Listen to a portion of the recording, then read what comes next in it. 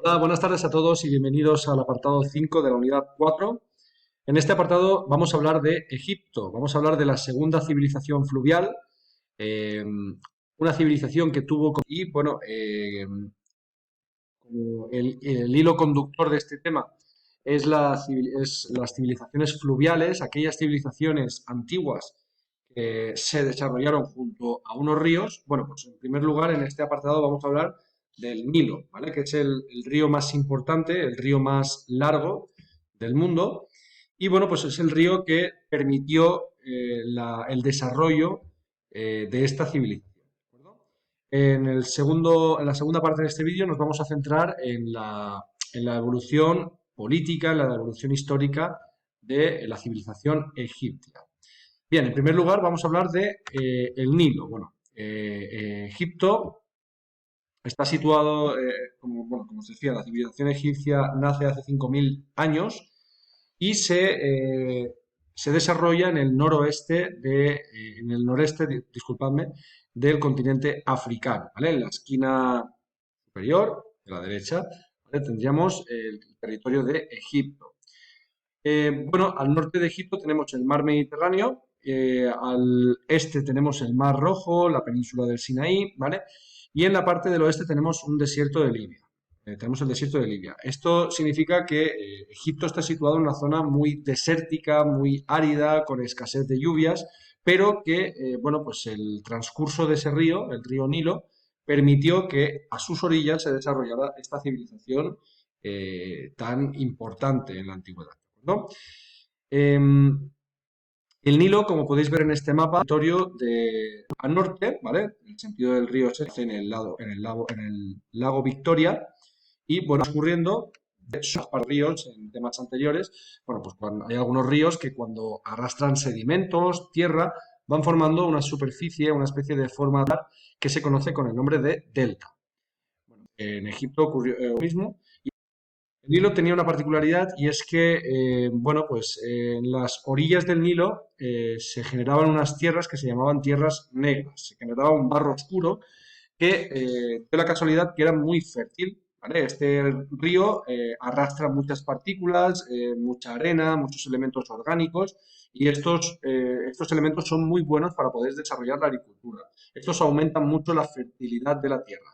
Y bueno, pues el río, al tener esas crecidas, que ahora hablaremos, digamos que crecía su caudal y disminuía a lo largo del año, bueno, pues eso arrastraba más partículas y bueno, pues la civilización egipcia pudo aprovecharse de esa circunstancia para cultivar en las orillas del río Nilo. Las tierras del desierto, las tierras más hacia el interior del continente, se llamaban tierras rojas. Eran tierras muy poco fértiles, eran tierras desérticas, en las cuales solían vivir pueblos nómadas.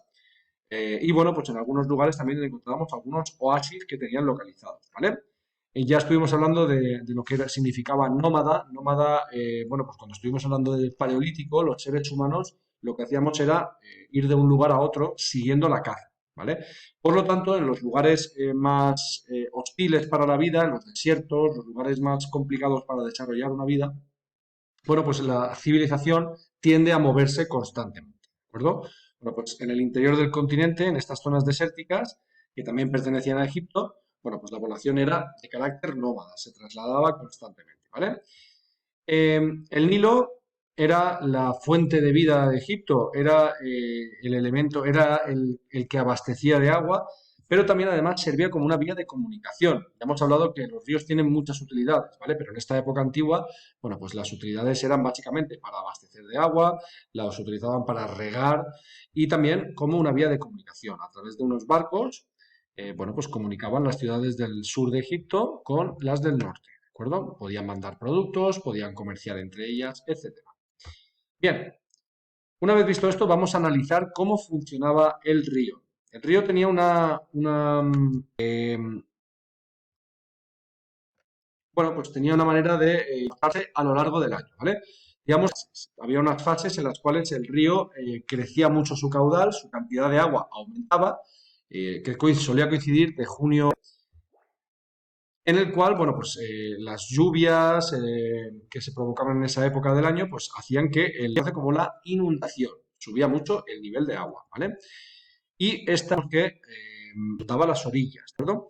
Aparte, el nivel de este caudal empieza a retroceder, a disminuir y en las orillas es un barro negro, estaba cubierto de limo, ¿vale? El limo son esas sustancias orgánicas, ese barro que era muy fértil y que utilizaban los egipcios para poder, para desarrollar sus cultivos, ¿vale? Pero, aprovechando ese barro, lo que hacían los egipcios era, bueno, pues preparar esa tierra y cultivarla, ¿vale? Sembraban los granos. Y en febrero y junio, pues, antes de la nueva que sucedía en junio, de febrero a junio, los han salido las cosechas y lo que hacían era recolectarlo todo y almacenarlo y en ese momento, pues nada, tenían que esperar a que el Nilo, pues, arrastrara de nuevo un nuevo ciclo. Bueno, pasamos ahora a analizar.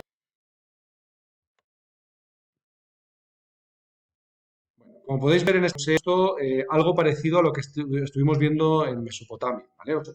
En el cual os indico las tres etapas principales de la historia de Egipto. Eh, Hay que decir que Egipto estaba dividido en dos reinos, ¿vale? En primer lugar, antes de unificarse, digamos que Egipto estaba gobernado por diferentes reyes. Digamos que el territorio está dividido en dos partes. Por un lado tenemos el Bajo Egipto. El Alto Egipto, para que me entendáis, os pongo este mapa.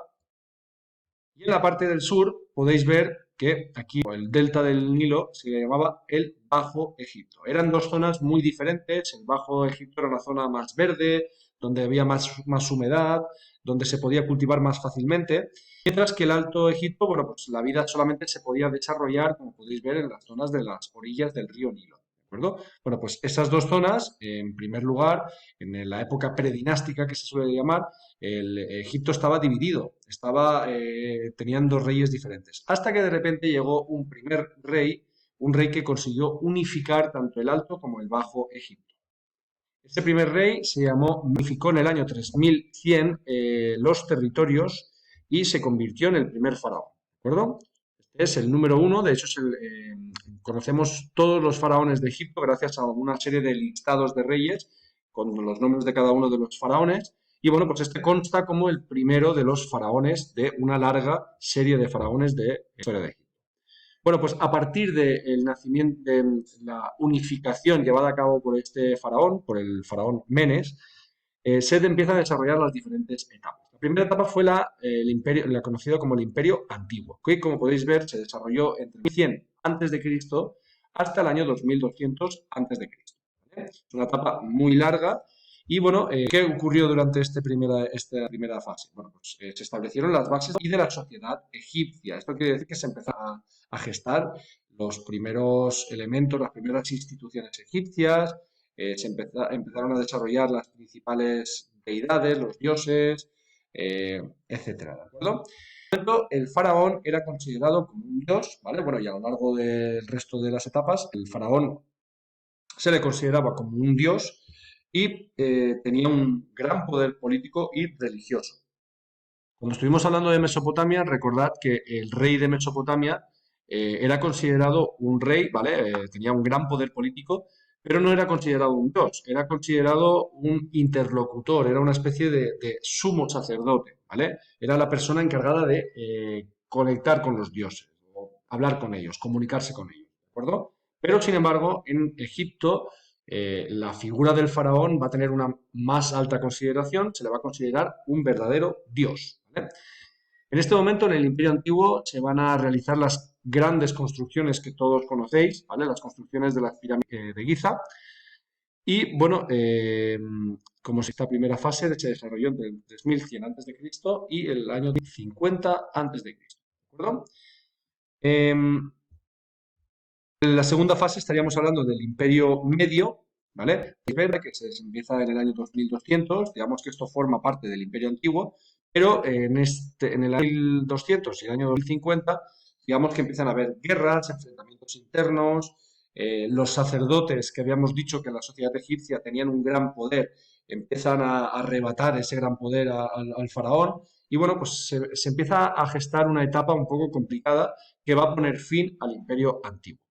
Y bueno, pues va a aparecer una nueva etapa, una nueva fase que se conoce como el Imperio.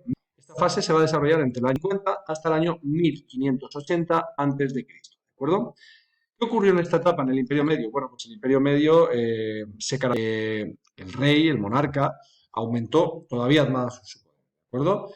Y en este momento también se caracterizó porque Egipto empieza a expandirse, empieza a crecer, ¿vale? Empieza a crecer por los territorios de Nubia, que están situados al sur del territorio, eh, Libia, que se encuentra en el interior del continente africano, es decir, hacia el oeste de Egipto, territorios desérticos, y también hacia el este, perdón, en los territorios de Siria, ¿vale? Van a ser los lugares naturales de expansión de Egipto. Bueno, pues esta etapa va a acabar en el año 80, pero también justo antes, en el año 1800, va a empezar a producirse una nueva, ¿de acuerdo? ¿Vale? Cada una de estas etapas acaba con un momento de crisis, un momento de desestabilización, un momento de problemas internos, de guerras, de conflictos que van a suponer el final de una etapa, ¿vale? Bueno, pues el Imperio Medio acaba en el año 1580 a.C.